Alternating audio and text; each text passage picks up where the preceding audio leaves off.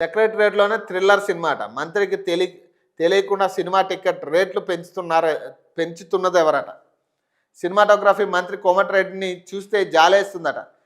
చిల్లర రాజకీయాలతో సినీ పరిశ్రమ నాశనం. BRS LP deputy floor leader Harish Rao మాట్లాడుతూ ఉన్నారు. రాష్ట్రంలో ఇప్పుడు థియేటర్ల కంటే సచివాలయంలోనే పెద్ద సస్పెన్షన్ థ్రిల్లర్ సినిమా నడుస్తుందని మాజీ మంత్రి BRS LP deputy floor leader Harish Rao వ్యంగ్యస్త్రాలు సాధించారట.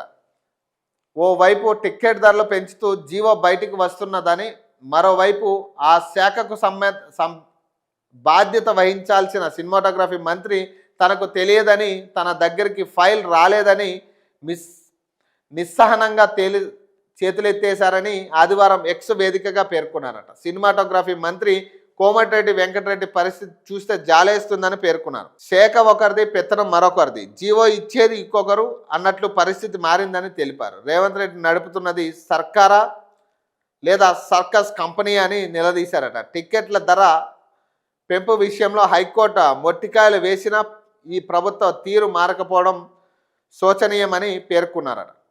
తాను ఈ సీట్లో ఉన్నంత కాలం సినిమా టిక్కెట్ రేట్లు పెంపు ఉండబోదని సీఎం రేవంత్ రెడ్డి ప్రగల్భాలు పలికారు. బెనిఫిట్ షోలు ఉండబోవని, ఎవరికి స్పెషల్ ప్రివిలైజేషన్ ఉండదని మైక్ పట్టుకుని ఉదరగొట్టారని గుర్తు చేశారు. మరి ఇప్పుడు రాత్రికి రాత్రే జీవోలు ఎలా వచ్చాయని ప్రశ్నించారు.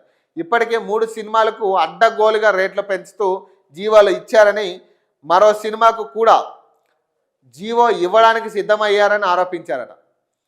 వచ్చేది కేసీఆర్ ప్రభుత్వమే అన్నందుకు ఓ హీరో సినిమాపై కక్ష గట్టారని, సీఎం పేరు మారిపోయినందుకు మరో హీరోను జైలుకు పంపించారని హరీష్ రావు ఆరోపించారట. 10 ఏళ్ళు కేసీఆర్ సీఎంగా ఉన్నప్పుడు సినిమా పరిశ్రమను కంటికి రెప్పలా కాపాడుకున్నామని తెలిపారు. అందుకే ఇవాళ తెలుగు సినిమా ఆస్కార్ స్థాయికి ఎదిగిందన్నారు.